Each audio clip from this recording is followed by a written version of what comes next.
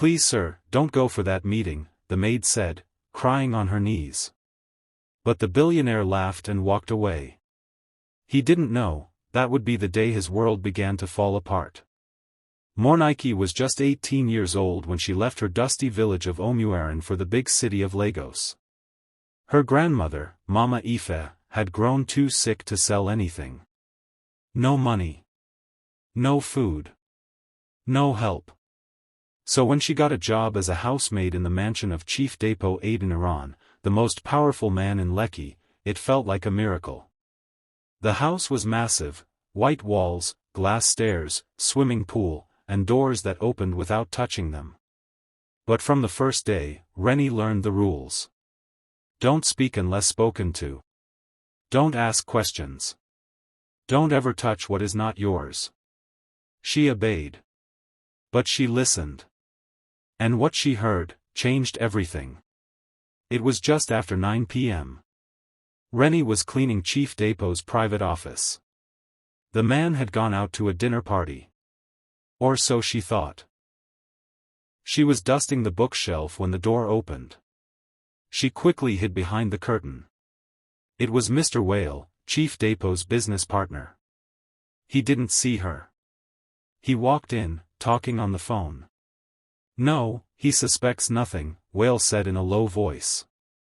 "Once he signs tomorrow, everything is mine. I've already planted it in the bag." "And the coffee?" "Poison. Slow, quiet, clean." Renie covered her mouth.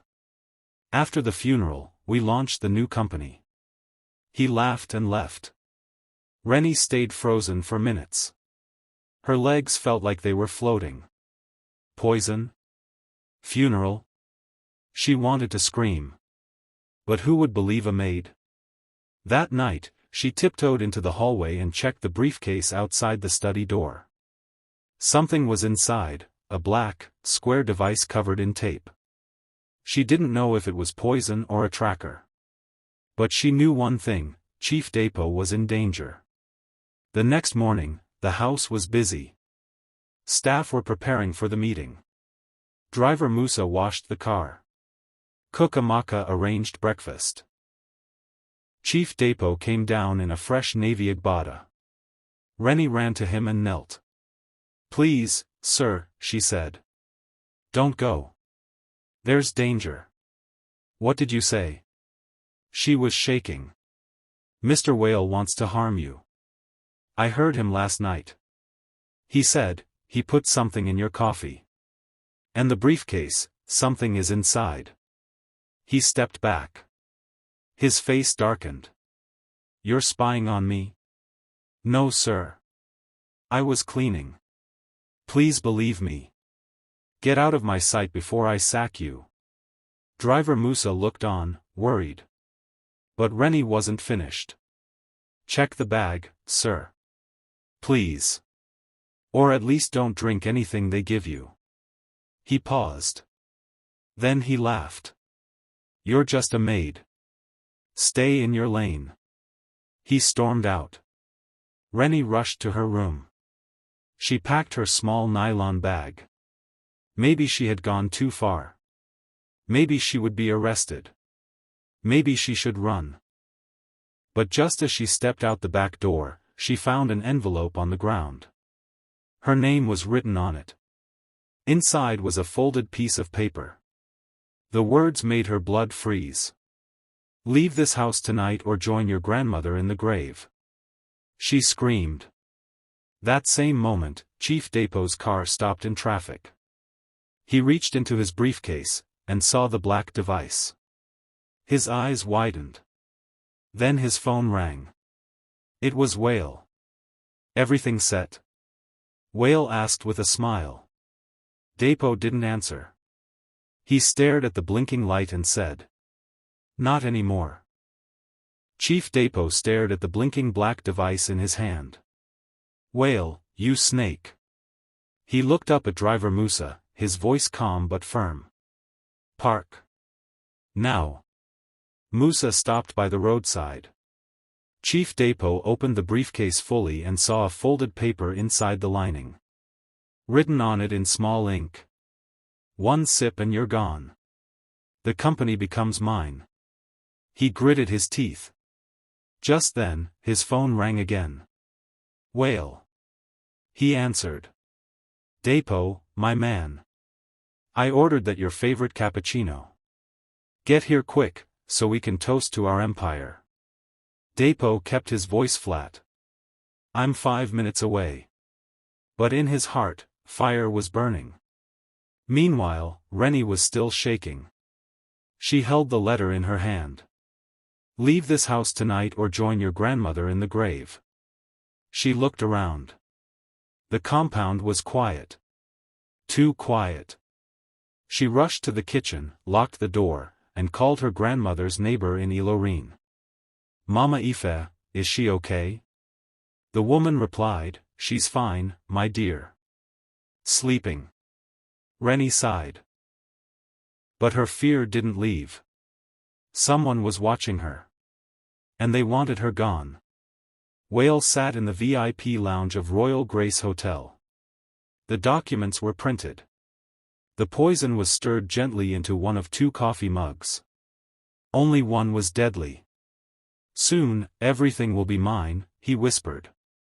He smiled as the door opened. But it wasn't just Depo who walked in. 2 men in plain clothes followed behind him.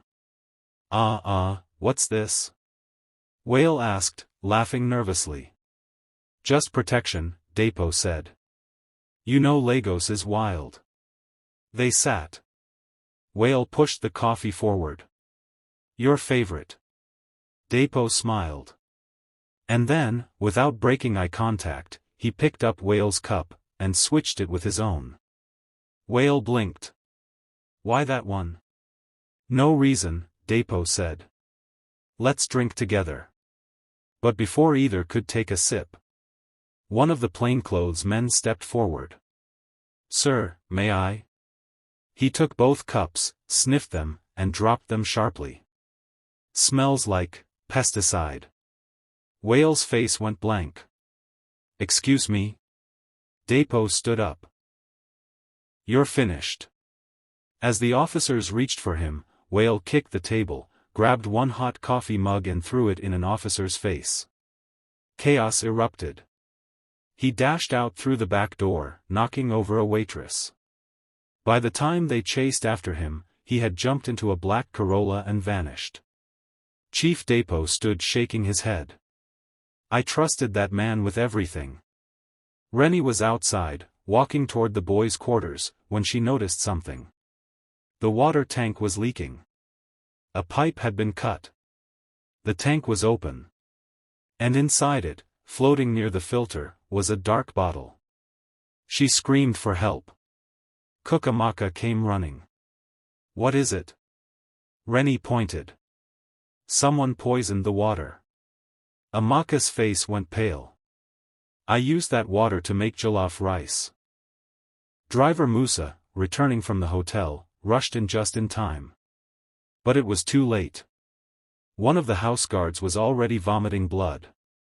As the ambulance drove away with the poisoned staff, Chief Depo stared at Renie. This is war, he whispered. And Renie nodded, holding the threat letter tight in her hand. But I'm not afraid. Because now, the Maid and the Billionaire were on the same side. But their enemy was still in the house. The house was no longer calm. Guards stood at the gate. Police officers came and took samples from the water tank. The poisoned guard survived, but barely. His eyes were yellow, his lips shaking. He kept muttering, I only drank water. Chief Depo didn't speak for hours. He sat in his office staring at the threat letter Renie had received. Mornike sat quietly outside, holding a cup of Gary. She had not eaten all day. But she didn't feel hungry. She felt hunted. That night, Depo called Renie into his study. It was the first time she had been invited. Close the door, he said. She did. He slid a photo across the table. Do you know this woman? Renie picked up the old picture. Her hands shook. It was a younger version of her mother. Wearing a nurse uniform. Standing beside a baby. She looked at Depo. How did you get this? He leaned back. Your mother worked in this house 20 years ago. She was my father's nurse before she died. I never knew she had a daughter. Renie blinked fast. My grandmother never told me. Depo nodded slowly. Maybe she was protecting you. But someone else in this house knows. And they don't want you here. That same moment, in the staff quarters, Cook Amaka was on a phone call. She's still here, she whispered. Yes. He's even protecting her now. We have to move fast. She hung up and erased the call history. Behind her, Cleaner Bala stood watching with red eyes. We're both in this, he said. No turning back. Amaka nodded. If we don't finish her, we're finished. Early the next morning, Renie entered the kitchen to wash plates. But the floor was wet, very wet. She slipped. Her head missed the sharp edge of the marble counter by inches. Musa ran in. Who spilled water here? No answer. He helped Renie up. Her knees were scraped. Her breath shaky. This was not a mistake, he whispered. Be careful. Whale hid inside a safe house in Aja. He was wearing a face cap and cheap slippers. A man entered, tall, dark, cold face. His name was Captain Boma. An ex-soldier. Now a fixer for hire. I want her gone, Whale said. The maid? Yes. The maid. She ruined everything. No more games. Boma smirked. Give me 48 hours. Back at the mansion, Renie sat by the mango tree, thinking. Suddenly, she remembered something. Chief Depo's father's notebook. She had once seen it while cleaning the storage room. She rushed there, climbed up, and found the old leather journal. She flipped through the dusty pages, and stopped. There it was. A note, written in shaky handwriting. If anything happens to me, look into Whale. And Amaka. They were always too close. Her hands trembled. But just then, someone snatched the book from her and ran. Ichiwai, she shouted. It was Cleaner Bala. She chased him through the corridor. He threw the book into a bucket of water. No proof, no truth, he said. Before she could scream, he slapped her hard, and ran off. Renie fell to the ground.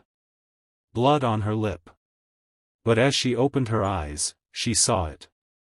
Another photo had fallen from the book before it got wet. It was Whale, Amaka, and a younger Depo, standing beside a car that had bullet holes. Her voice was shaking. What happened in this house before I came? Because now. The truth wasn't just dangerous. It was deadly. Renie sat on the floor, her lip bleeding. The wet photo in her hand was blurry, but she could see it clearly, Chief Depo, Whale, and Cook Amaka standing beside a black car with bullet holes in the door. Behind them was something even worse, a body covered with a white cloth. Her fingers shook. Why was this picture hidden in the notebook? And why did Amaka and Bala try to destroy it? She tucked the photo into her pocket and rushed to Chief Depo's office. But when she got there, he was not alone. Renie, Chief Depo said. Come in. Seated beside him was Auntie Dupe, his older sister. A woman known for her hard face and loud voice. I told you, Auntie Dupe snapped. You're letting this girl get too close. She's a maid, not a family member. She saved my life, Depo replied. And what does that mean? She barked. You're putting her above everyone. Your staff are angry. Your image is at risk. What if she's the one working with Whale? What if she's playing you? Renie froze. Is that true? Depo asked her quietly. No, sir, she said. But I found something. She pulled out the photo. Depo grabbed it, and his face turned pale. He stood up, pacing. This car, this was the night my father died. Depo sat down, eyes empty. My father died in what they told me was an armed robbery. But I was never shown the full report. I was sent abroad that same week. Renie asked, who was in the car with him. He swallowed hard. He was supposed to meet Whale that night. Then it clicked. Whale didn't just betray him now. Whale was there the night his father died. And Cucamonga was also there. What are they hiding? Renie whispered. Outside the mansion, a man sat in a kiki, watching with a camera. It was Captain Boma, the fixer hired by Whale. He snapped photos of Renie entering the study. Then photos of Depo hugging her. He sent the pictures to Whale. Whale replied. Make it look like she stole something. We'll ruin her first. Then end her. The next morning, loud knocks shook the house. Police. Open up. Officers entered with a warrant. We received a tip. Stolen money in this compound. Depo frowned. This is madness. But to everyone's shock, the police marched to the staff quarters. They opened Renie's locker. Inside was a black nylon. Filled with bundles of cash. Renie screamed. This is not mine. The officers looked at Depo. She's coming with us. Renie was dragged out of the compound in handcuffs. The staff watched quietly. Cucamonga pretended to cry. Musa tried to speak. It's a setup. But Auntie Dupe shouted, let her go. I knew she was bad news. Renie looked back one last time, eyes full of pain. Sir, I didn't do it, she cried. But Depo said nothing. That night, in the small, dirty holding cell, Renie sat on the floor crying. A woman beside her whispered, you dey suffer, but your face no be stranger. Renie looked up. I worked for your mother, years ago. Nurse Taupe. Renie gasped. You knew my mother? The woman nodded. She died protecting something. Something very big. Your family is not what you think. Renie's heart jumped. The woman smiled slowly. And your real father, he might still be alive. Back at the mansion, Depo opened a dusty family file his father had left. He flipped through, until he saw it. A DNA test. The name beside, child, unknown female, made him freeze. Father, Chief Depo Adeniran. Mother, Topalade. His eyes widened. Mornike, is my daughter? The cold cell walls were damp.